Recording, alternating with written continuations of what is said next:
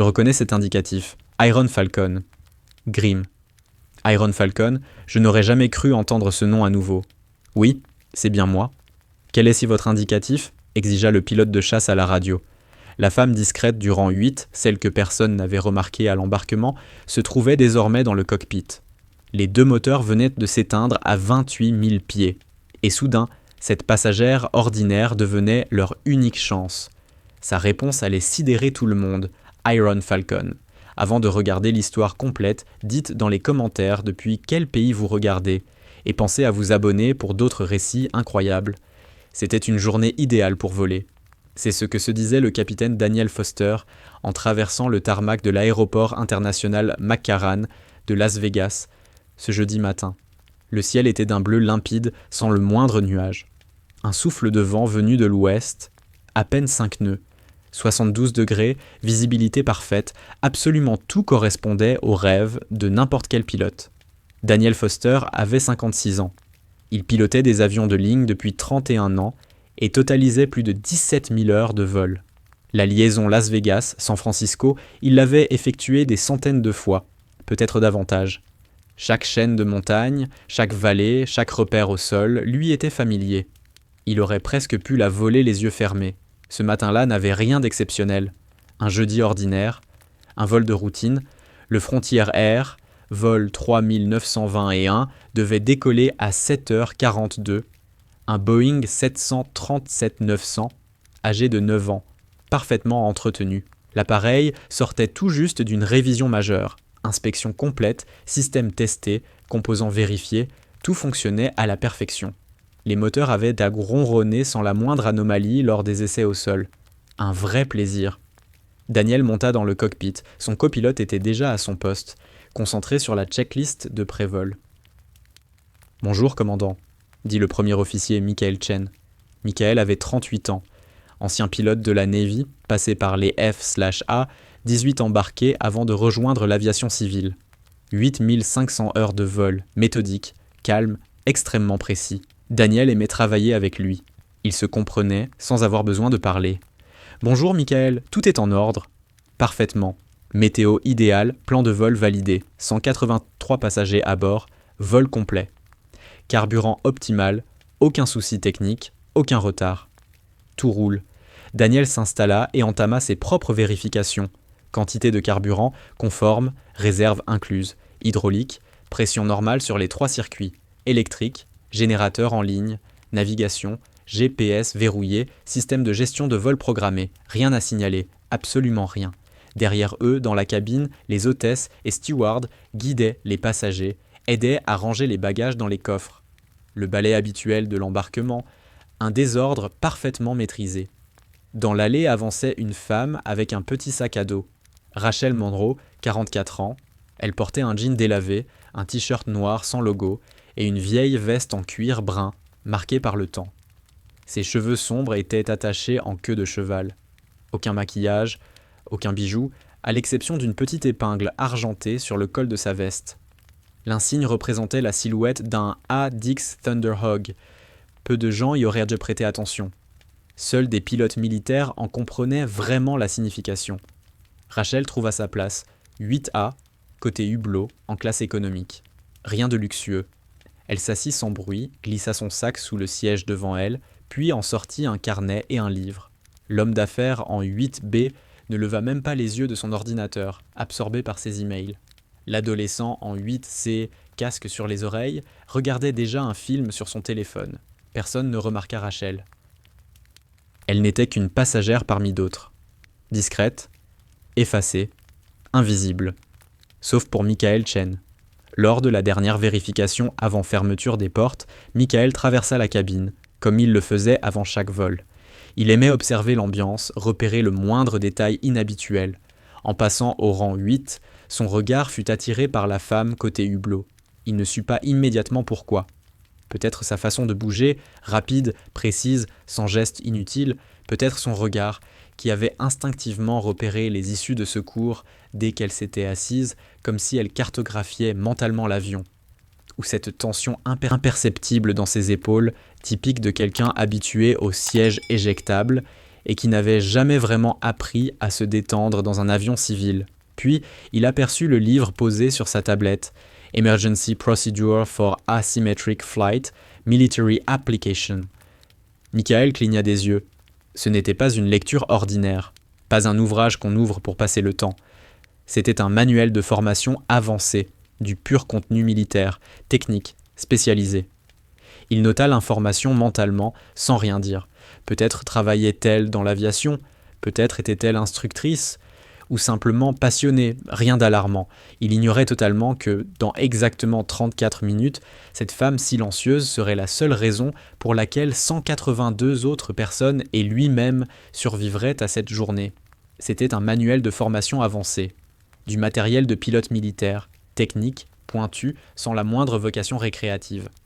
Michael Chen enregistra l'information dans un coin de son esprit, sans faire de commentaires.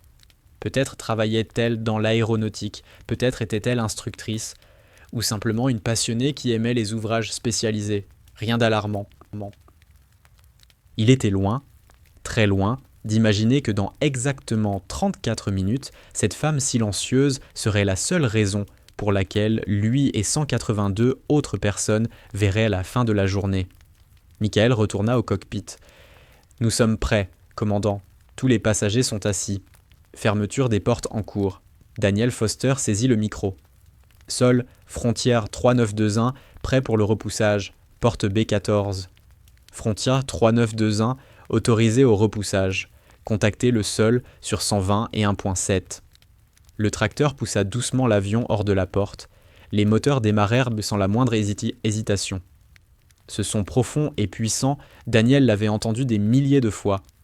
Et pourtant, il ne s'en lassait jamais. Le souffle grave d'un avion qui s'éveille. Ils roulèrent vers la piste 25 gauche. La tour les autorisa au décollage. Frontière 3921, vent 270 degrés, 5 nœuds. Piste 25 gauche, autorisée au décollage. Autorisé au décollage, 25 gauche, frontière 3921. Daniel poussa les manettes avec douceur. Les moteurs montèrent en régime. Le 737-900 accéléra, de plus en plus vite, jusqu'à quitter le sol avec une élégance parfaite, s'élevant dans le ciel limpide du Nevada à 7h42 précise. « Vitesse positive », annonça Michael en surveillant les écrans. « Train rentré », confirma Daniel. Le train d'atterrissage se replia dans un bruit sourd et rassurant. 1000 pieds, 2000, 3000, tout était parfait, absolument parfait. Un décollage décolle. Au rang 8, Rachel Monroe regardait Las Vegas s'éloigner sous l'aile. La ville s'étendait dans la vallée désertique, scintillante et géométrique. Puis les lumières disparurent, laissant place au désert nu.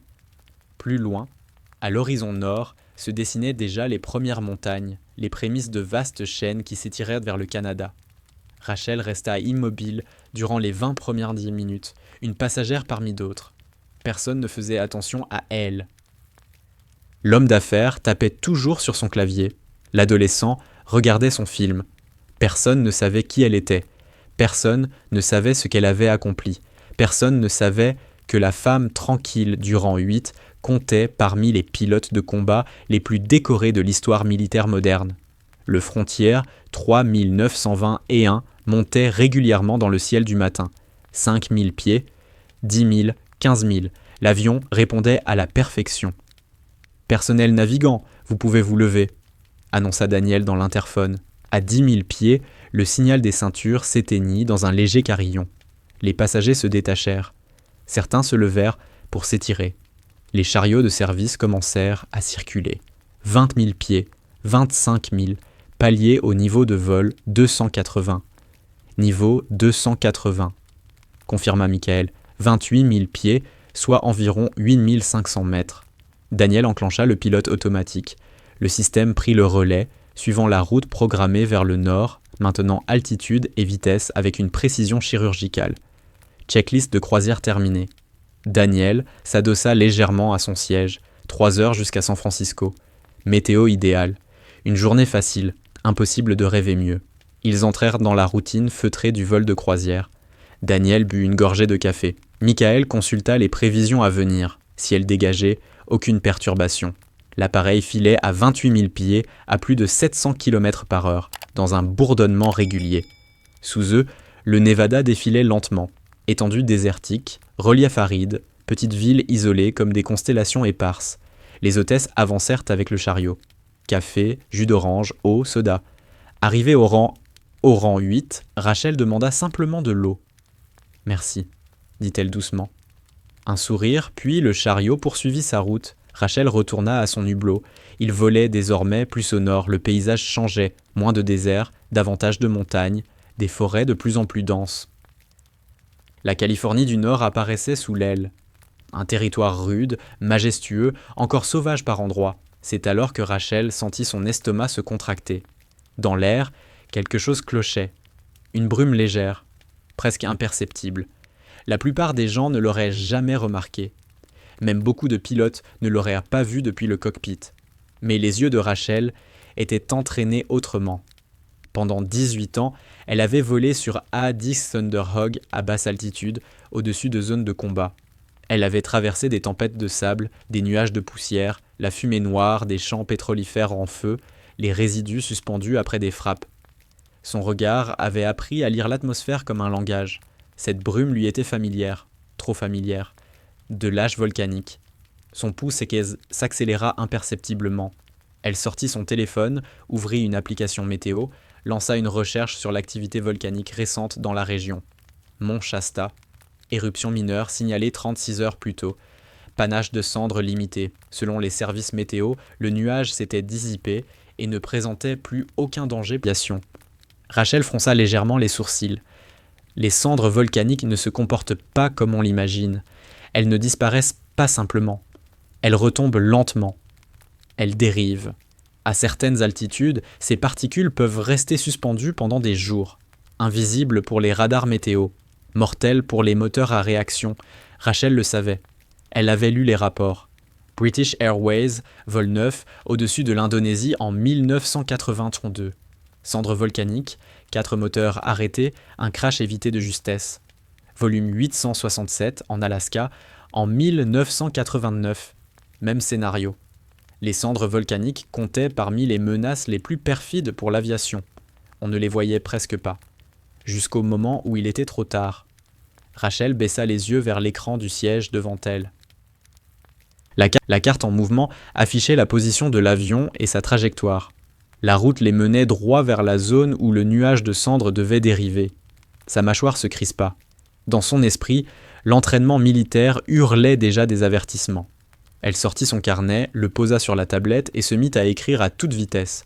Rapport de planée, taux de descente, vecteur de vent, distance vers les aéroports les plus proches, profil de descente d'urgence, équation de gestion de l'énergie.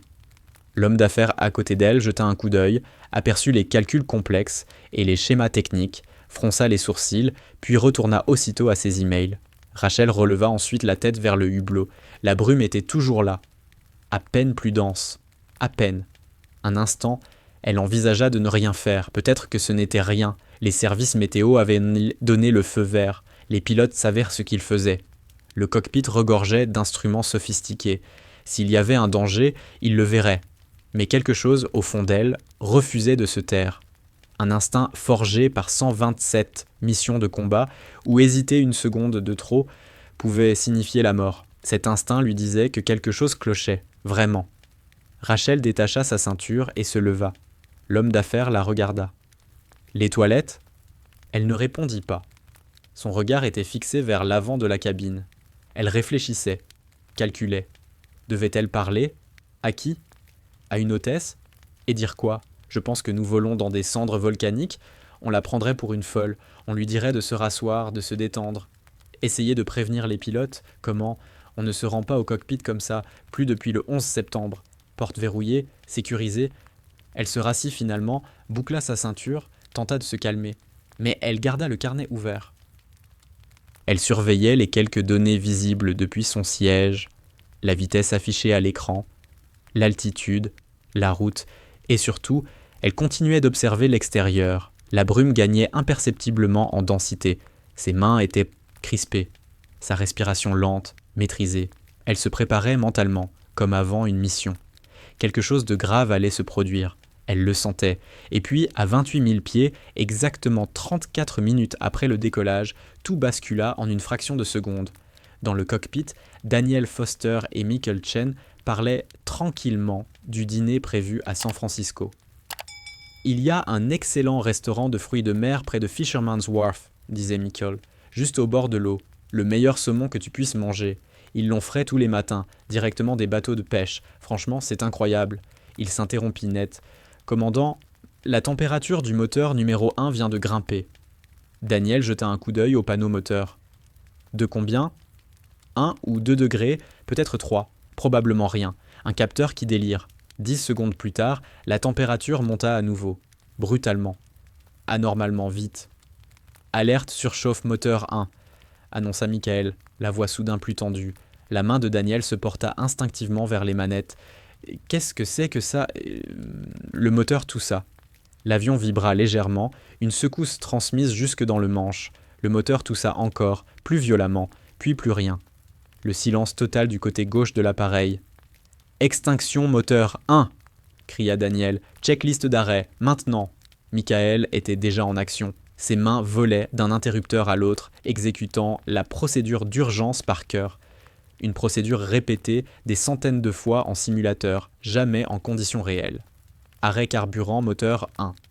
Système anti-incendie armé, moteur sécurisé, système isolé. Un moteur en panne, ce n'était pas idéal. Mais ce n'était pas la fin du monde. Un 737 pouvait voler parfaitement sur un seul moteur.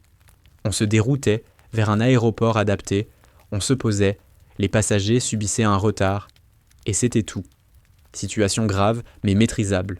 Daniel réfléchissait déjà. « Michael, donne-moi l'aéroport le plus proche. » Mais à cet instant précis, le moteur numéro 2 commença à faire la même chose. Température en hausse fulgurante, vibration croissante, bruit étrange sur le côté droit. La puissance chutait. « Non, non, non !» murmura Daniel, la voix serrée. Le moteur 2 lâche aussi. « Panne double moteur !» cria Michael. Les deux moteurs s'éteignirent à 5 secondes d'intervalle. Le cockpit plongea dans un silence irréel, terrifiant. Plus de grondements, seulement le sifflement de l'air sur le fuselage et les bips discrets des alarmes. Il planait. Un Boeing 737 avec 183 personnes à bord, transformé en planeur géant à 28 000 pieds au-dessus des montagnes de Californie du Nord. Daniel attrapa la radio, forçant sa voix à rester calme, professionnelle. « Mayday, Mayday, Mayday, Frontier Flight 3921, double extinction moteur au niveau de vol 280. Les deux moteurs sont hors service, 180 des 3 âmes à bord. Nous sommes en vol plané. 183 personnes à bord.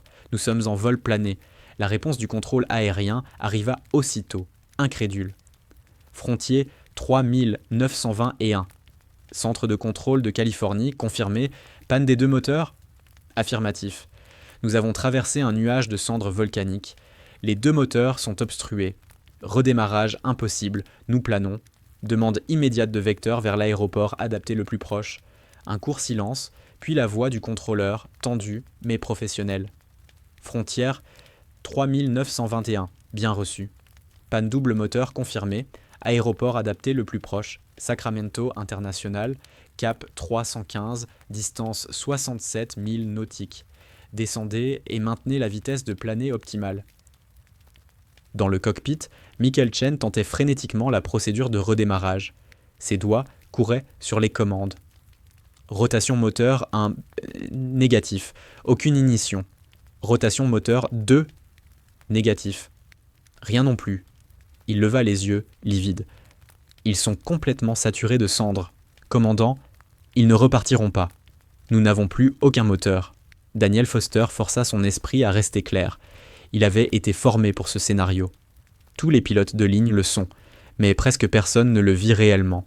Presque jamais. Il fixa l'écran de navigation, le regard froid, analytique. Altitude actuelle, 28 000 pieds, soit environ 5,3 miles au-dessus du sol. Le taux de planée d'un 737 était d'environ 17 pour 1. Autrement dit, pour chaque mile d'altitude, l'avion pouvait parcourir 17 miles à l'horizontale. Calcul rapide.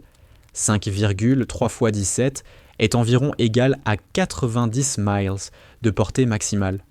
En théorie. Mais ça, c'était les chiffres des manuels.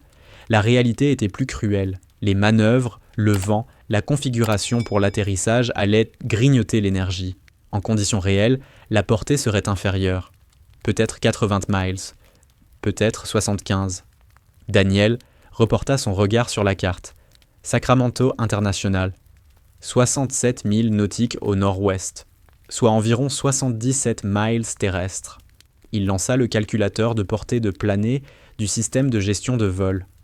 Altitude 28 000 pieds, rapport de planée 17 à 1. Portée théorique 90 miles. Le système intégra le vent et les conditions actuelles. Portée réelle estimée 58 miles. Distance jusqu'à Sacramento 67 miles. Manque 9 miles. Les chiffres étaient implacables. Ils tomberaient 9 miles trop courts. 9 miles de forêt et de relief entre eux et la piste. Michael refait les calculs, confirme la portée jusqu'à Sacramento. Les doigts du copilote s'abattirent sur le clavier.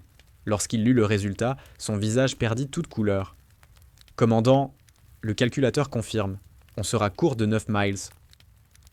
On s'écrasera dans les montagnes avant d'atteindre la piste. » Daniel sentit un froid glacial lui envahir la poitrine.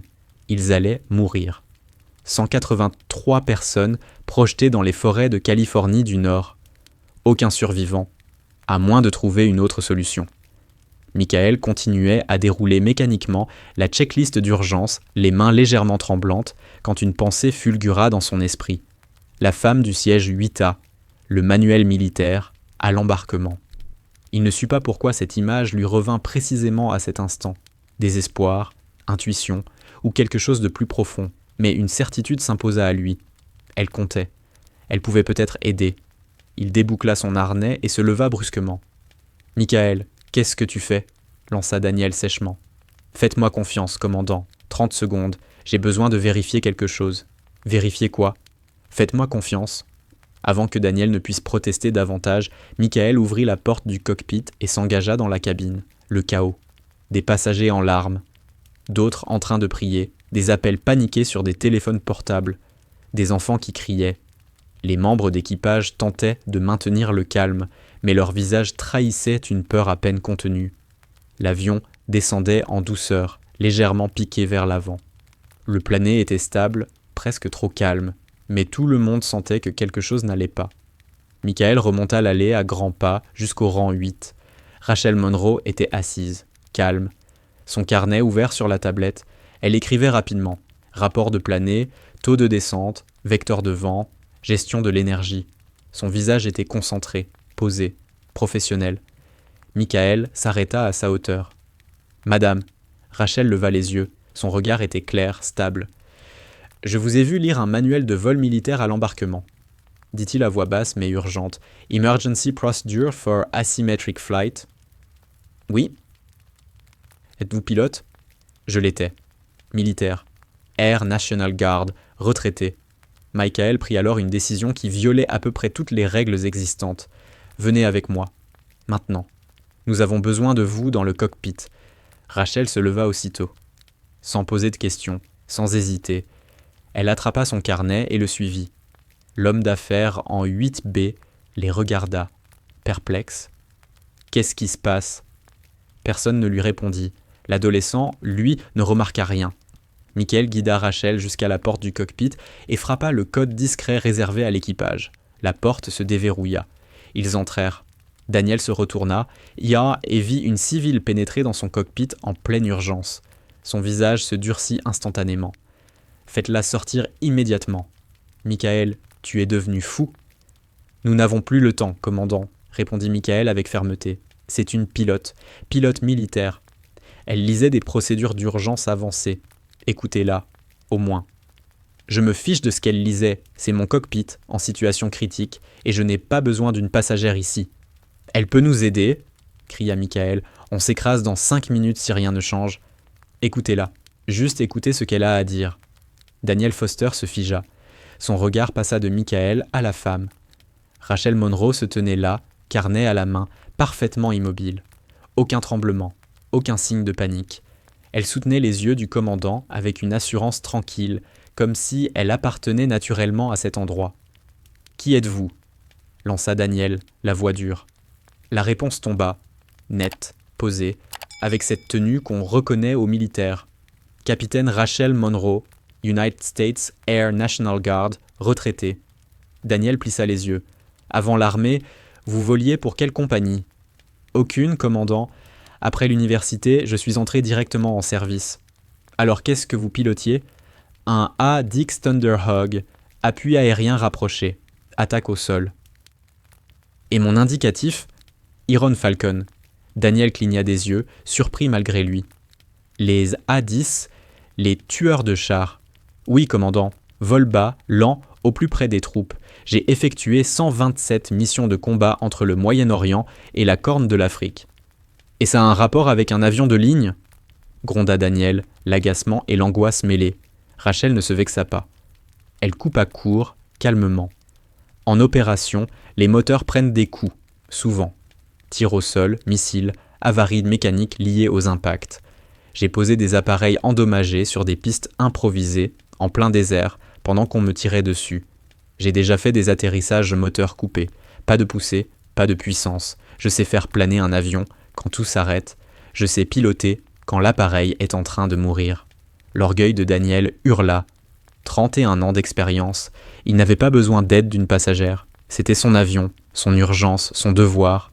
Mais un instinct plus brut, plus primaire, parlait plus fort encore. Survivre. Ils avaient peut-être 5 minutes avant de se retrouver dans les arbres. Peut-être moins.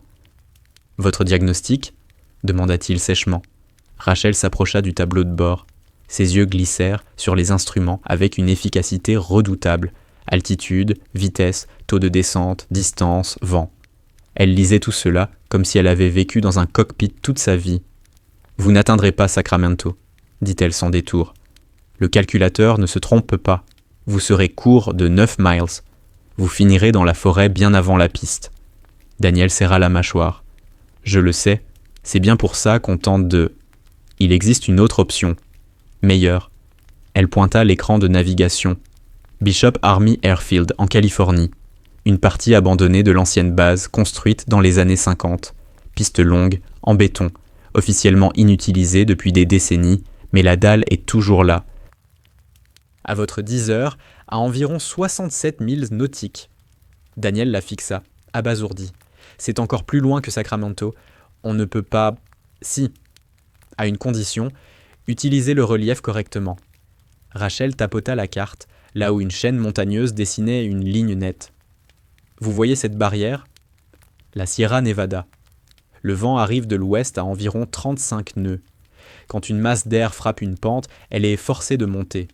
Ça crée une onde orographique, des colonnes d'air ascendant le long de la crête. Si on se place au bon endroit, à la bonne vitesse, on peut surfer cette portance comme un planeur. Le taux de descente chute et vous gagnez de la distance, 12 à 15 miles, davantage si c'est parfaitement exécuté. Daniel lança un regard à Michael.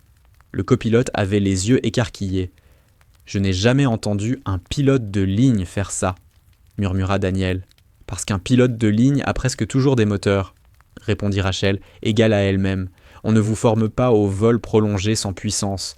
Les militaires, si, surtout sur A-10, cet avion est conçu pour encaisser, perdre des systèmes et rester en l'air. J'ai déjà utilisé cette technique en situation réelle, plusieurs fois. J'ai rejoint des bandes d'atterrissage d'urgence en exploitant la portance du terrain. Je peux le faire avec un 737. » Daniel inspira, court, nerveux.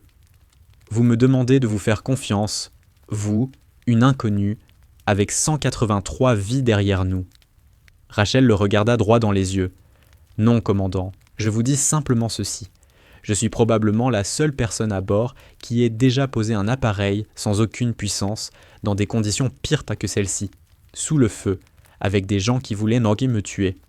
Ici, ce sont les mêmes lois, la même physique, juste un avion plus lourd. » Elle marqua une courte pause, puis ajouta, implacable, « C'est votre décision, mais vous devez la prendre maintenant. » On perd de l'altitude à chaque seconde. Daniel jeta un œil aux instruments.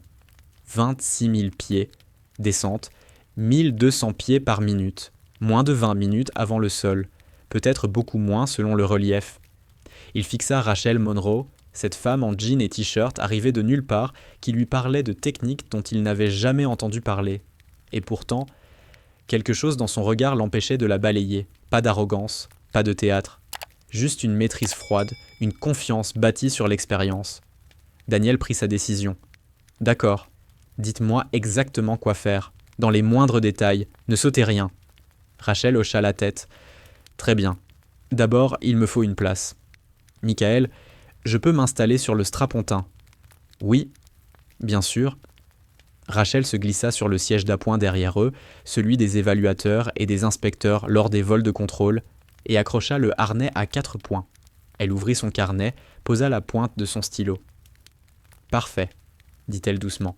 « On va ramener cet avion au sol. » Pendant que cette scène se jouait dans le cockpit du Frontier 3921, quelque chose d'autre se mettait en mouvement dans le ciel autour d'eux.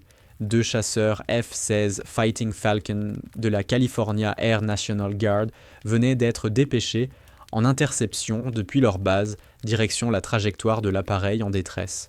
Leur mission était claire, surveiller l'urgence, confirmer visuellement l'état de l'appareil, relayer les informations vers le contrôle au sol et, si nécessaire, repérer une zone d'impact pour coordonner les secours. Le leader de la patrouille était le colonel Ryan Sullivan, indicatif Grimm, 52 ans, vétéran de combat, 3 déploiements au Moyen-Orient, 25 années passées aux commandes de chasseurs, l'un des pilotes les plus expérimentés de la California Air National Guard.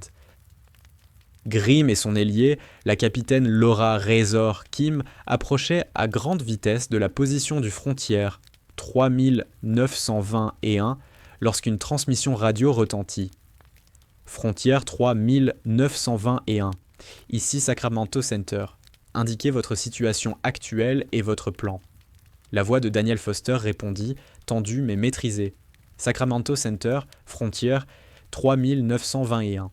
Nous tentons de rejoindre Bishop Army Airfield, une piste militaire abandonnée. Nous avons reçu l'assistance d'une pilote militaire retraitée actuellement dans le cockpit. Elle nous fournit des instructions tactiques pour un vol sans puissance. Un silence, puis une voix perplexe. Frontier 3921, répétez. Vous confirmez une assistance militaire à bord ? Avant que Daniel ne réponde, une autre voix se fit entendre sur la fréquence, féminine, calme, précise, chaque mot pesé avec une rigueur militaire. Sacramento Center, ici la capitaine Rachel Monroe, depuis le cockpit du Frontier 3921. Je fournis une assistance technique à l'équipage, basée sur mon expérience en atterrissage sans moteur et en procédure de planée d'urgence. Nous exécutons une technique de planée par ondes orographiques afin d'étendre notre portée jusqu'à Bishop Army Airfield. Dans son cockpit, Grimm se redressa brusquement. Ses mains se crispèrent sur le manche. Cette voix, il la connaissait. Impossible. Et pourtant, il appuya sur l'émetteur. Frontier 3921, ici Grimm Leader, California Air National Guard, en interception pour confirmation visuelle. Identifiez la personne donnant les instructions de vol dans votre cockpit. Nom complet, grade et indicatif. Un court silence, puis Grimm, ici la capitaine Rachel Monroe, United States Air National Guard retraitée, ancienne pilote d'Addis, indicatif Iron Falcon. Le souffle de Grimm se bloqua net. Sur la fréquence interne, la voix de Razor crépita. « Chef, elle vient vraiment de dire Iron Falcon ?» Grimm reprit aussitôt la parole, l'urgence perceptible. « Confirmez votre indicatif. »« Vous avez bien dit Iron Falcon. »« Affirmatif, Grimm. Iron Falcon. India Romeo. Oscar. November, Foxtrot, Alpha Lima, Charlie Oscar November. » La fréquence militaire explosa littéralement. Plusieurs pilotes qui surveillaient l'urgence commencèrent à parler presque en même temps. « Iron Falcon, la pilote légendaire d'Addis ? Je croyais qu'elle avait quitté le service depuis des années. C'est elle qui a posé un Thunderhawk sans moteur après un tir de roquette en zone de combat. » La voix de Grimm coupa net le brouhaha sèche, autoritaire. Toutes les stations, silence radio immédiat. Puis, plus grave, « Iron Falcon, ici Grimm, confirmez votre identité. Êtes-vous bien Rachel Monroe du 91st Fighter Squadron, déployée lors de l'opération Iron Resolve ? Affirmatif Grimm. C'est bien moi. La voix de Grimm se fit plus basse, chargée d'émotion. Iron Falcon, j'ai volé avec toi à Raqqa. Tu as couvert mon équipe au sol quand elle était clouée sous le feu ennemi. Je t'ai vu effectuer 3 passes de tir avec un moteur en feu et des systèmes hydrauliques en train de lâcher. Tu nous as sauvés ce jour-là. Un bref silence. Puis la voix de Rachel, plus douce. Je m'en souviens, Grimm, ça me fait plaisir d'entendre ta voix. Grimm n'hésita pas une seconde. Si tu dis que tu peux amener ce 737 jusqu'à Bishop en utilisant l'onde de montagne, je te crois sans réserve. Tu es la meilleure pilote aux commandes que j'ai jamais vue. Il reprit sur la fréquence civile. Frontier 3921. Ici Grimm. Recommandation formelle, laissez la capitaine Monroe gérer cette urgence. Elle sait exactement ce qu'elle fait. Dans le cockpit, Daniel Foster regarda Rachel autrement. Cette femme discrète en jean et veste usée venait d'être validée par des pilotes de chasse qui avaient combattu à ses côtés. « Capitaine Monroe !» dit-il avec solennité, le ton radicalement changé. « Dites-nous précisément quoi faire. Nous vous faisons entièrement confiance. » Rachel hocha la tête. « Merci, commandant. » « On va ramener tout le monde vivant. » Elle se cala sur le strapontin et tourna une page de son carnet couverte de calculs et de schémas. Bien. Commençons par l'essentiel. Altitude actuelle 24 800 pieds, répondit Michael Chen en surveillant l'altimètre. Descente à 1300 pieds par minute. Vitesse indiquée 220 nœuds. Rachel secoua la tête. Trop rapide. Vous gaspillez de l'énergie. Réduisez à 200 nœuds. À ce poids, la meilleure vitesse de planer pour un 737 est autour de 200. Plus vite, vous créez de la traînée. Plus lent, vous perdez en portance. Daniel ajusta soigneusement l'assiette, levant légèrement le nez de l'appareil pour faire chuter la vitesse. Les manettes étant désormais inutiles, les 2 moteurs étant morts, Daniel Foster contrôlait la vitesse uniquement par l'assiette. Il releva légèrement le nez de l'appareil, laissant l'excès d'énergie se dissiper. 210 nœuds, 205, 200, annonça Michael Chen en surveillant l'indicateur. Parfait. Tenez exactement ça, répondit Rachel. Maintenant, cap 295. Daniel inclina doucement l'avion vers la gauche. À travers le pare-brise, la Sierra Nevada apparut. Une muraille spectaculaire de sommet, s'étirant du nord au sud, massive et intimidante. « Vous voyez cette crête ?» dit Rachel en pointant devant eux. La ligne principale, orientée nord-sud. Les vents dominants arrivent de l'ouest à environ 35 nœuds. Quand cette masse d'air frappe la face ouest des montagnes, elle n'a qu'une issue, monter. Elle est déviée verticalement, ce qui crée une onde stationnaire, un couloir d'air ascendant tout le long de la crête, parfois jusqu'à 20 ou 30 miles sous le vent des sommets. J'ai déjà entendu parler des ondes de montagne, dit Michael. Les pilotes de planeurs les utilisent. Exactement. Les vélivoles peuvent grimper au-delà de 50 000 pieds dans certaines conditions. Nous, on ne cherche pas à monter, juste à ralentir notre chute. Si on se place correctement dans cet air ascendant, il compensera une partie de notre descente. Au lieu de perdre 1300 pieds par minute, on peut descendre à 400 ou 500. Et ça change tout. Daniel fronça les sourcils. À quelle distance de la crête ? Environ 500 pieds au-dessus des sommets, suffisamment près pour capter la portance maximale, pas trop près pour éviter la turbulence ou un impact terrain.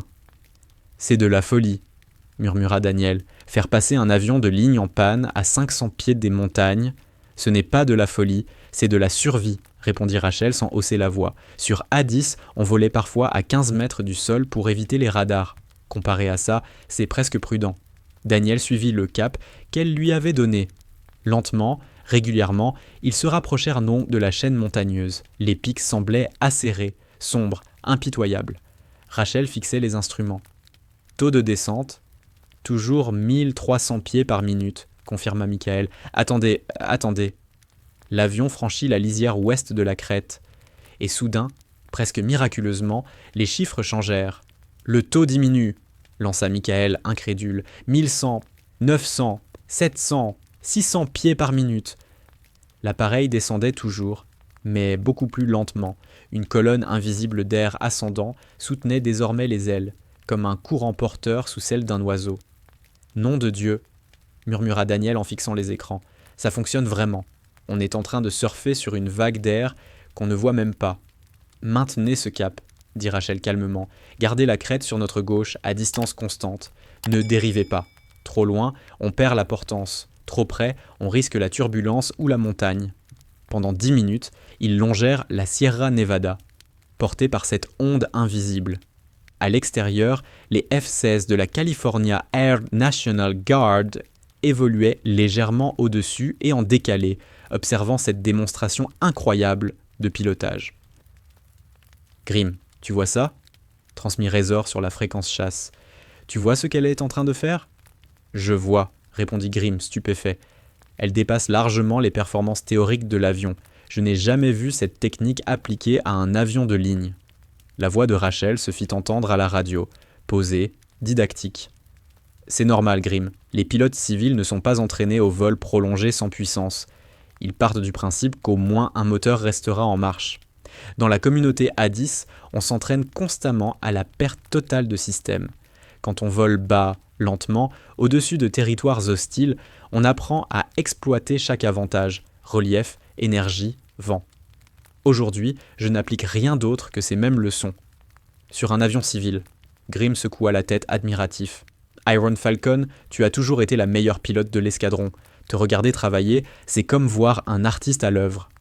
Dans le cockpit du 737, Daniel commençait à croire à l'impensable.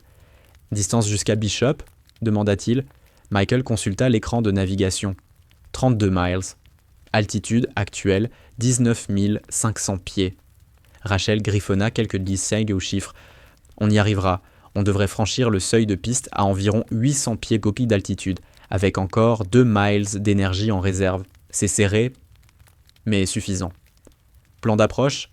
Demanda Daniel. Approche directe. Aucun virage inutile. On n'a pas d'énergie à gaspiller. Train sorti à 3000 pieds seul. Volet progressivement pendant la descente. Pas tous d'un coup, sinon on saigne trop d'énergie trop vite. Volet plein uniquement quand on est certain d'atteindre la piste. Daniel hocha la tête, conscient de l'écart avec ses habitudes. Ce n'est pas du tout une procédure standard. La procédure standard suppose que vous avez des moteurs pour remettre les gaz si quelque chose se passe mal, répondit Rachel. Nous, on n'a qu'une seule tentative. Une seule. Si on arrive court, il n'y aura pas de deuxième chance. Exactement. Une seule tentative, un seul tir. Si on arrive court, il n'y aura pas de seconde chance. Alors on conserve chaque once d'énergie jusqu'à être absolument certain d'atteindre la piste. Daniel acquiesça lentement. Elle avait raison. Totalement. Compris. Approche unique. Atterrissage unique. On n'a pas droit à l'erreur. À 14 000 pieds, la piste de Bishop Army Airfield apparut enfin dans le pare-brise. On aurait dit une vision sortie d'un film post-apocalyptique. Une longue bande de béton rectiligne, isolée au milieu d'une clairière entourée de forêts. Le revêtement était fissuré, usé par le temps. De l'herbe et de petits buissons perçaient à travers les joints. Les marquages peints avaient presque entièrement disparu, réduits à des fantômes de chiffres et de lignes. Aucun feu, aucune aide à la navigation. Pas de tour de contrôle, pas de service d'urgence, on aurait dit un endroit figé à la fin de la guerre froide. « Voilà votre piste », murmura Daniel. « Notre piste », corrigea Rachel, 2200 mètres de béton, largement suffisant pour un 737 à condition de toucher dans le premier tiers. Elle a l'air en ruine. Le béton ne s'effondre pas facilement. Il se fissure, il vieillit, mais il reste porteur pendant des décennies. Cette piste supportera notre poids, je te le garantis. Michael recalculait l'approche à toute vitesse. Avec notre taux de descente actuel, on franchira le seuil à environ 600 pieds d'altitude. Rachel hocha la tête. C'est plus bas que ce que je souhaiterais. Mais c'est jouable. À une condition, une gestion parfaite de l'énergie. Zéro erreur. À l'extérieur, les F-16 rompirent soit la formation et prirent de l'altitude pour libérer totalement l'espace aérien. Frontière 3921, ici Grim, transmit la radio. On dégage la zone, la piste est à vous. On reste en couverture haute. Bonne chance, Iron Falcon. Ramène-les à la maison. Merci Grim. À tout à l'heure au sol. 8000 pieds. 7000. 6000. La piste grossissait à vue d'œil. Daniel distinguait maintenant chaque fissure, chaque touffe d'herbe qui avait envahi le béton. Il voyait à quel point cet endroit était réellement abandonné. Vitesse toujours 200 nœuds, annonça Michael. Parfait. On garde ça jusqu'à nouvel ordre, répondit Rachel. 5000 pieds, 4000, ils étaient engagés, plus de retour possible. Train sorti, ordonna Rachel. Daniel abaissa le levier. 3 coups sourds résonnèrent dans la structure lorsque le train principal et la roulette de nez se verrouillèrent. La traînée augmenta instantanément. Taux de descente 1100 pieds par minute, annonça Michael. 3000 pieds, 2500. Volet 5 degrés, dit Rachel. Michael actionna le levier. Un peu plus de portance, beaucoup plus de traînée. Le nez s'inclina légèrement pour conserver la vitesse. 2000 pieds, 1 500. Il voyait tout désormais, la texture du béton, les fissures, les mauvaises herbes, et surtout la forêt tout autour, celle qui les tuerait s'ils arrivaient courts. Volet 15 degrés. Volet 15, confirmé, 1200 pieds, 1000 pieds. Distance au seuil, demanda Rachel. 1 mile, répondit Michael, la voix tendue. Réduisez la vitesse, 180 vers 160 nœuds. On évacue l'excès d'énergie. Daniel releva imperceptiblement le nez. 170, 165, 160 nœuds, 800 pieds, 3/4 de mile jusqu'à la piste. Volet 25 degrés. Volet 25, 600 pieds, un demi-mile. Ils allaient y arriver. Ils allaient réellement atteindre la piste. Volet plein. Maintenant. Michael sortit les volets à fond. La traînée explosa. Le taux de descente augmenta brutalement, mais ils avaient la piste assurée. 400 pieds, 1/4 de mile. 150 nœuds, annonça Michael. Parfait. Tenez ça jusqu'au seuil. Ensuite, on descend à 140, 300 pieds, 200. La piste remplissait tout le pare-brise, béton fissuré, marquages effacés. Plus rien d'autre n'existait. Les mains de Daniel étaient crispées sur le manche. Tout son corps était tendu. Il avait atterri des milliers de fois dans sa carrière. Mais jamais comme ça. Jamais sans moteur. Jamais sur une piste abandonnée au milieu de nulle part. Jamais avec 183 vies suspendues à la moindre imperfection. 100 pieds, 145 nœuds, annonça Michael. Seuil dans 5 secondes, dit Rachel avec un calme irréel. Prépare le palier, pas trop tôt, ou on rebondit et on décroche. Pas trop tard, ou on détruit le train. 50 pieds. Stable, murmura Rachel. 30 pieds, 20. Maintenant, palier doux. Daniel tira progressivement sur le manche. Le nez se leva. La descente ralentit. Les roues pliants principales touchèrent le béton avec fermeté mais précision, exactement 290 mètres après le seuil. « Spoilers !» cria Daniel. Michael leva brutalement le levier. Les spoilers jaillirent, détruisant instantanément la portance et plaquant l'avion au sol. Freinage maximum. Daniel écrasa les pédales de toutes ses forces. Le 737 dévala la piste abandonnée en tremblant violemment. Les freins hurlèrent dans un cri strident.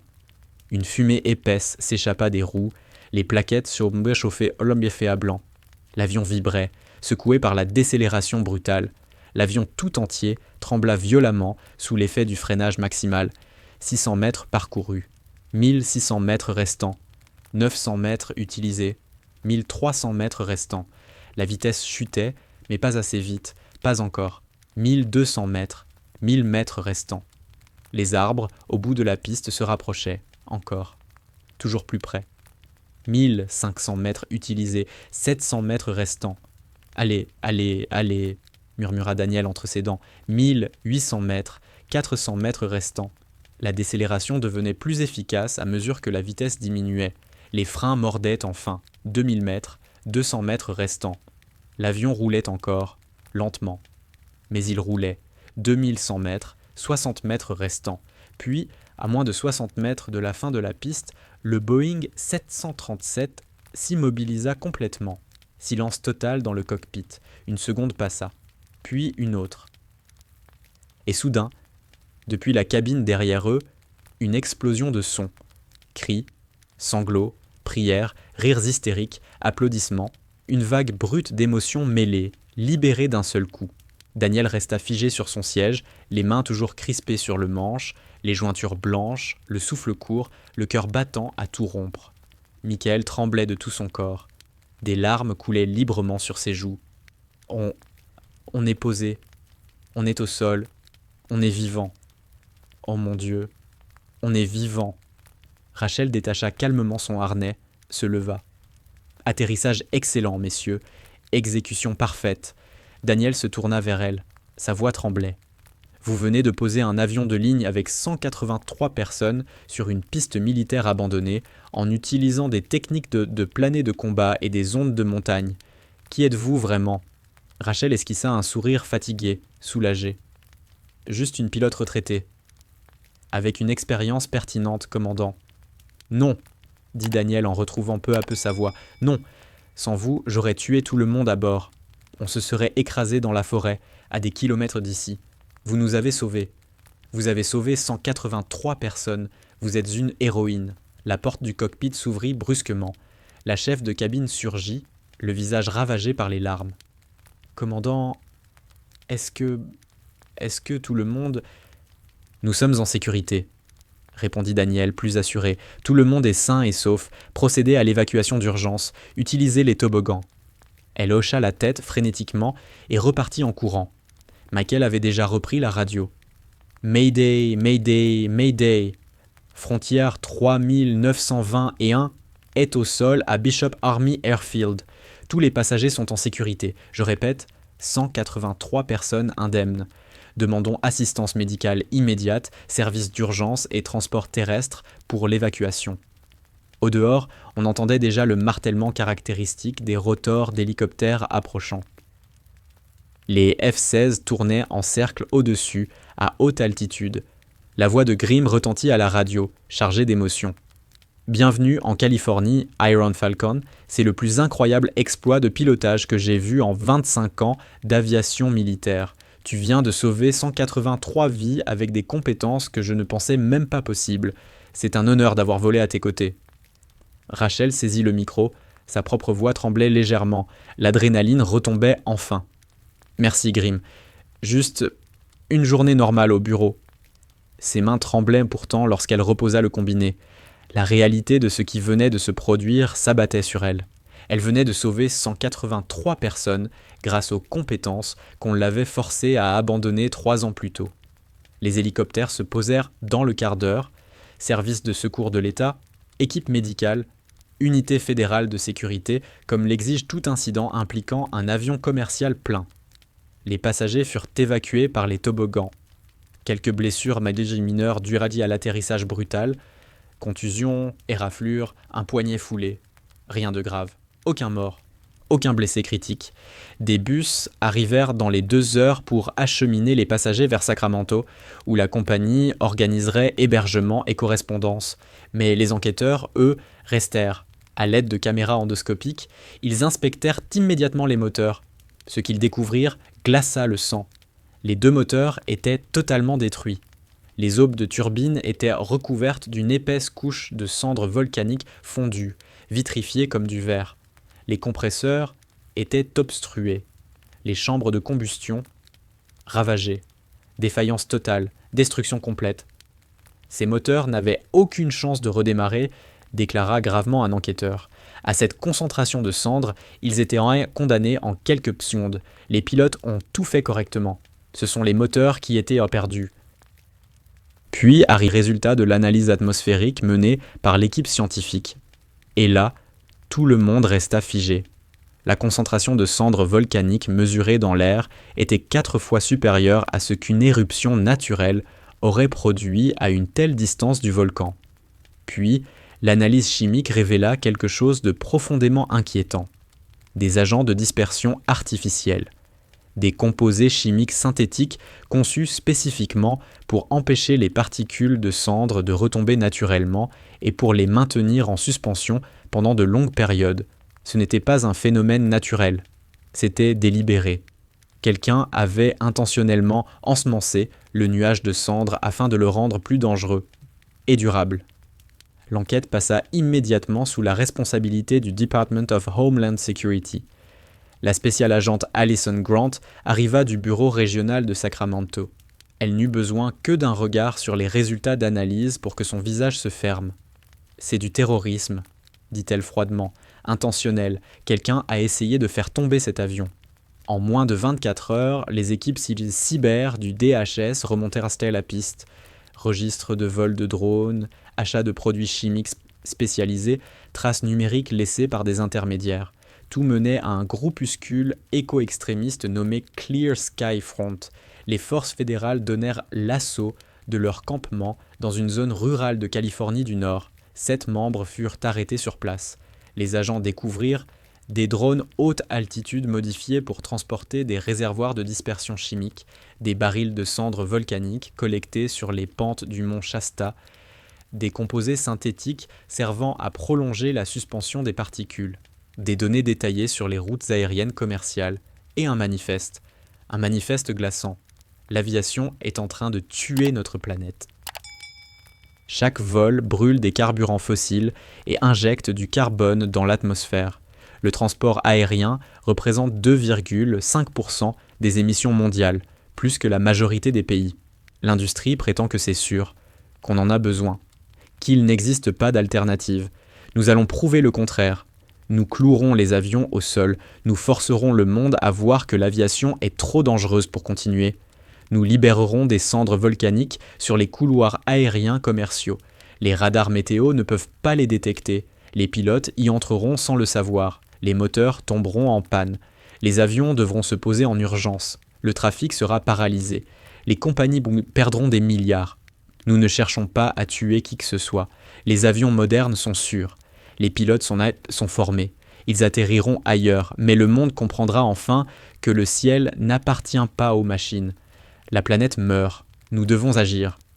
Lors des interrogatoires, le chef de Clear Sky Front, un militant écologiste de 34 ans nommé Ethan Cole, s'effondra complètement lorsqu'on lui montra les photos des 183 passagers qui avaient pas frôlé la mort. « On ne voulait blesser personne », sanglota-t-il, les mains tremblantes. « On voulait juste arrêter les vols, montrer que l'aviation est trop dangereuse. On pensait que les avions détecteraient les cendres au radar, qu'ils détourneraient leur route. On ne savait pas. On ne savait pas que les cendres volcaniques sont invisibles au radar. On ne savait pas qu'elles détruisent les moteurs en quelques secondes, pas en minutes. On pensait qu'ils auraient le temps d'atterrir. » Sa voix se brisa. « Mon Dieu, on a failli tuer 183 personnes, dont 23 enfants. Qu'est-ce qu'on a fait ?» L'agent Grant le fixa sans la moindre émotion. « Vous avez presque assassiné 183 innocents, dont 23 enfants. Vous passerez le reste de votre vie en prison. » Les chefs d'accusation furent déposés dans la foulée. 183 tentatives de meurtre, terrorisme, destruction de biens, complot terroriste, violation fédérale de la sécurité aérienne. Les 7 membres furent placés en détention sans possibilité de libération sous caution. La nouvelle fit le tour du monde en quelques heures. Les gros titres s'enchaînèrent. Des éco-terroristes tentent d'abattre un avion de ligne avec des cendres volcaniques. 183 passagers sauvés par une ancienne pilote de combat. La femme discrète du rang 8 était une légende de l'aviation militaire. Iron Falcon, l'héroïne que personne ne savait à bord. Et très vite, une question domina toutes les autres. Qui était vraiment Rachel Monroe ? Pourquoi avait-elle quitté l'armée ? Quelle était son histoire ? Les médias fouillèrent, et ils finirent par découvrir la vérité. La conférence de presse eut lieu 3 jours plus tard, dans une salle de conférence d'un hôtel de Sacramento. La salle était bondée, toutes les grandes chaînes, la presse écrite, les médias en ligne. L'histoire était trop grande, trop puissante, trop impossible à ignorer. Rachel était assise à une table, entre le capitaine Daniel Foster et le premier officier Michael Chen. Elle semblait profondément mal à l'aise face aux caméras et aux micros. Toujours en jean et chemise simple, elle avait refusé toute mise en scène proposée par la compagnie. Une journaliste de CNN se leva. « Capitaine Monroe, vous êtes décrite comme une pilote militaire légendaire, mais vous êtes retraitée depuis 3 ans. Nos recherches indiquent que vous avez été contrainte de quitter le service. Pouvez-vous nous dire ce qui s'est passé ?» La mâchoire de Rachel se crispa. Elle savait que cette question viendrait. Elle s'y était préparée. Et pourtant, la douleur était toujours là. « J'ai été disgraciée, » dit-elle doucement, écartée discrètement. « On m'a laissé le choix entre une retraite forcée honorable ou une cour martiale pour insubordination. » Un silence tendu s'installa. « Il y a eu un incident en zone de combat, » poursuivit-elle. Un tir ami. On m'a donné un ordre direct qui aurait provoqué des victimes civiles. J'ai refusé de l'exécuter. Mes supérieurs voulaient classer l'incident et l'enterrer. Ils voulaient que je me taise. J'ai refusé de participer à une dissimulation. Alors je suis devenu un problème qu'il fallait faire disparaître. La salle devint totalement silencieuse. Chaque journaliste enregistrait. Chaque caméra tournait. Rachel poursuivit, la voix maîtrisée mais chargée de vécu. Pendant 3 ans, j'ai été une pilote disgraciée. Personne ne voulait m'embaucher. Les compagnies aériennes voyaient retraite forcée sur mon dossier et posaient des questions auxquelles je ne pouvais pas répondre parce que tout était classifié. Les écoles de pilotage ne voulaient pas de moi. Alors j'ai travaillé dans un magasin de bricolage. J'ai livré des colis. J'ai fait de l'intérim. Elle marqua une pause. Tout ça parce que j'ai refusé de tuer des enfants. Un journaliste du New York Times leva la main. Pouvez-vous donner des détails sur cet incident ? Rachel inspira profondément. J'étais en mission d'appui aérien, rapproché pour des troupes au sol de l'armée dans la province d'Al-Jaouf, au Yémen. Des combattants ennemis utilisaient un complexe de bâtiments comme base opérationnelle. Mes ordres étaient de détruire la structure avec le canon de 30 mm et des missiles guidés. Elle continua, posément. La procédure standard impose un passage de confirmation visuelle avant l'engagement. J'ai effectué ce passage et j'ai vu des civils à l'intérieur. Des femmes, des enfants, au moins 8 personnes, peut-être plus. Ils se réfugiaient là pour échapper au combat. La salle retenait son souffle. J'ai immédiatement signalé la présence de civils et demandé de nouveaux ordres ou l'autorisation d'une approche alternative. La réponse a été claire, engagée quand même. Mot pour mot, dommages collatéraux acceptables. Sa mâchoire se crispa. J'ai refusé. J'ai dit que je ne tuerais pas d'enfants. J'ai choisi une autre solution. J'ai neutralisé leurs véhicules et fait intervenir les troupes au sol pour sécuriser le bâtiment. Ça a fonctionné. Les combattants ont été capturés. Personne n'est mort. Un silence pesant. Mais j'avais désobéi à un ordre direct. Et à partir de là, je suis devenu un problème. Les stylos grattaient frénétiquement. « Regrettez-vous cette décision ?» demanda quelqu'un. Rachel secoua la tête sans hésiter. « Non, absolument pas. Je referais exactement le même choix. On ne tue pas des enfants pour obéir à des ordres. Ce n'est pas ce que nous sommes censés défendre. Combien de missions de combat avez-vous effectuées ?» lança un autre journaliste. 127, confirmé. Appui aérien rapproché au Moyen-Orient, sur A-10 Thunderhawk. Est-il vrai que vous avez effectué un atterrissage sans moteur en zone de combat ? Rachel acquiesça.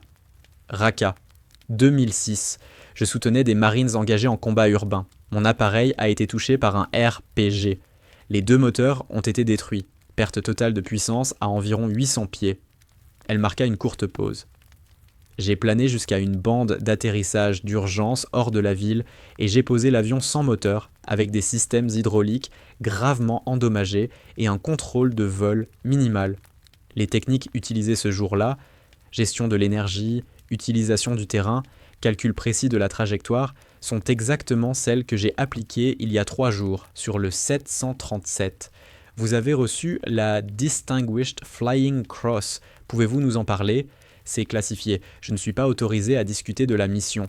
Mais oui, je l'ai reçue. Un journaliste du Washington Post enchaîna. Capitaine Monroe, lorsque vous êtes monté à bord du Frontier Flight 3921, aviez-vous le moindre pressentiment qu'une urgence allait se produire ? Aucun. Absolument aucun. Alors pourquoi lisiez-vous des manuels militaires ? Un léger sourire passa sur son visage. Je les lis toujours quand je prends l'avion. C'est une habitude acquise en 18 ans de service. J'aime rester à jour sur les procédures d'urgence, même si je ne vole plus opérationnellement. Qu'avez-vous ressenti quand les 2 moteurs sont tombés en panne ? Rachel resta silencieuse quelques secondes, replongeant dans ses souvenirs. Honnêtement, ma première pensée a été « Voilà, ça recommence ». Les pilotes de combat développent une forme de calme face aux situations extrêmes. On s'entraîne tellement au pire que, quand il arrive, le cerveau bascule automatiquement sur les procédures. Elle reprit. Ensuite, j'ai fait les calculs. J'ai compris que l'équipage suivait parfaitement les procédures donc standard, mais qu'il n'atteindrait jamais Sacramento. Je savais qu'il devait exister une autre option. Daniel Foster prit alors la parole. La capitaine Monroe a sauvé chaque personne à bord. Je vole depuis 31 ans et je pensais tout connaître des situations d'urgence. Mais je n'avais jamais été formé au vol prolongé sans moteur. Je n'avais jamais appris à exploiter les ondes de montagne. Je n'avais jamais envisagé que le terrain puisse servir à augmenter une portée de planée. Il regarda Rachel. Sans son expertise, nous nous serions écrasés dans la forêt. Il n'y aurait eu aucun survivant. C'est une véritable héroïne.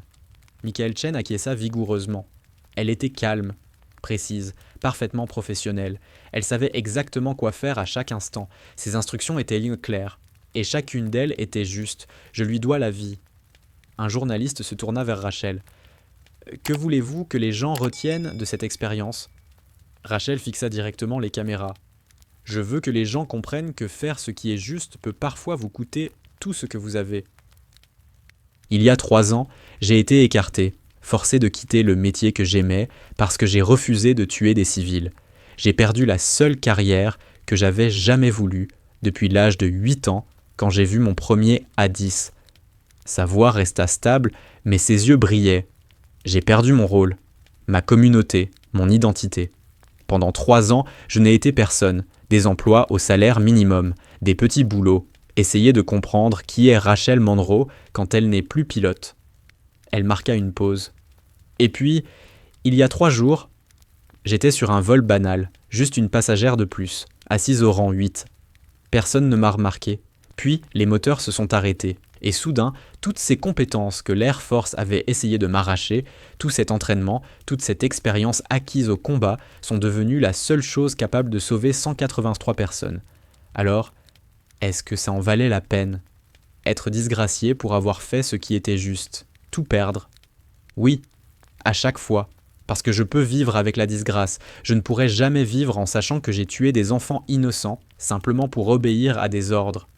Parfois, faire ce qui est juste signifie désobéir. Et parfois, la personne la plus silencieuse, celle que personne ne voit, est exactement celle qui sauve tout le monde. La salle explosa en applaudissements prolongés. Beaucoup de journalistes avaient les larmes joyeuses aux yeux. L'histoire domina l'actualité pendant des semaines. 6 mois plus tard, Rachel Monroe se tenait sur le tarmac de la Davis Mountain Air Force Base, près de Tucson, en Arizona, observant le soleil se lever sur le désert. Il était tôt. Le ciel passait lentement du violet profond à des teintes orangées et rosées. Devant elle, une rangée de A-10 Thunderhawk alignait avec précision le 91st Fighter Squadron, son ancienne unité. Des larmes lui montèrent aux yeux. Elle avait tant manqué tout cela, le bruit des moteurs, l'odeur du carburant et du métal chauffé, la camaraderie des pilotes, le sens du devoir, la mission. Des pas derrière elle. Elle se retourna. Le colonel Ryan Grim Sullivan s'avançait vers elle en combinaison de vol. Un large sourire aux lèvres. « Bonjour, Iron Falcon. » Grim. Ils se serrèrent la main avec force, puis s'étreignirent comme de vieux amis. « Je n'aurais jamais cru me retrouver ici de nouveau, » murmura Rachel en regardant les avions. « Il y a 3 ans, j'étais humilié, poussé dehors. Je pensais ne plus jamais porter l'uniforme. »« Personne ne le pensait, » répondit Grim, « mais tout a changé. Le monde entier a changé le jour où tu as sauvé 183 vies. » Il lui tendit un dossier officiel, frappé de l'entête de l'Air Force. « Lis ça. » Rachel l'ouvrit, les mains tremblantes. C'était un ordre officiel signé par le secrétaire de l'Air Force, la capitaine Rachel Monroe, et par la présente réintégrée en service actif avec tous les honneurs. Sa retraite forcée antérieure est effacée de l'ensemble des dossiers et remplacée par une mention de service honorable. Les accusations d'insubordination sont annulées et supprimées de son dossier permanent. Elle reçoit l'intégralité du rappel de solde pour la période de mise à l'écart injustifiée. Elle est promue au grade de major, avec effet immédiat. Elle est affectée à l'école des armes de l'Air Force en tant qu'instructrice principale pour les procédures tactiques d'urgence avancées. Le comité d'examen conclut que la capitaine Monroe a fait preuve d'un courage moral exceptionnel en refusant un ordre illégal. Ses actions incarnent les plus hauts standards de conduite militaire et du droit des conflits armés. Elle fait honneur à l'United States Air National Guard. Rachel resta sans voix. Elle fixait les mots, incapable de parler. « Comment » murmura-t-elle enfin. « J'étais publiquement disgraciée. Tout le monde le savait. Comment est-ce possible? Ton action sur le frontière 3921 a fait le tour du monde, répondit Grimm. Les médias ont tout fouillé. Pourquoi tu avais été mise à l'écart? Ce qui s'était réellement passé au Moyen-Orient. Pourquoi une pilote de combat légendaire travaillait dans un magasin de bricolage? Il marqua une pause. Quand la vérité est sortie, que tu avais été puni pour avoir refusé de tuer des civils. Il y a eu une indignation massive. Le Congrès a ouvert une enquête. L'Air Force a été contrainte de réexaminer ton dossier. La conclusion a été unanime. Il la regarda droit dans les yeux. Tu avais raison. Tes supérieurs avaient tort. Ils t'ont donné un ordre illégal. Tu l'as refusé. Ils t'ont sacrifié pour se protéger. Mais j'ai désobéi, murmura Rachel. Tu as désobéi à un ordre illégal. Ce n'est pas la même chose. Les règles d'engagement interdisent explicitement de viser des positions civiles connues. Tes commandants ont violé ces règles, puis tenté d'étouffer l'affaire. Il sourit doucement. Aujourd'hui, tout le monde connaît la vérité. Tu n'es plus une pilote disgraciée. Tu es réhabilitée. Tu es une héroïne. Les larmes coulaient librement sur le visage de Rachel. Il y a autre chose, ajouta Grimm. Ta technique de planer par ondes orographiques, les médias l'ont baptisée le protocole Monroe. Elle est désormais enseignée aux pilotes civils du monde entier. L'autorité aérienne l'a intégrée à la formation d'urgence. Il la fixa avec sérieux. Nous voulons que tu l'enseignes aussi aux militaires, à la prochaine génération. Comment voler quand tout échoue, comment utiliser le terrain, comment gérer l'énergie, comment survivre à l'insurvivable. Vous voulez que je sois instructrice? Nous avons besoin que tu le sois. Nous avons besoin de pilotes qui comprennent que parfois, refuser un ordre injuste n'est pas une faiblesse, c'est du courage moral, c'est du leadership. Rachel regarda les A10 alignés sur le parking. Quand est-ce que je commence? Grimm sourit. Demain matin, 6 heures, si tu es prête. Rachel sourit. Vraiment.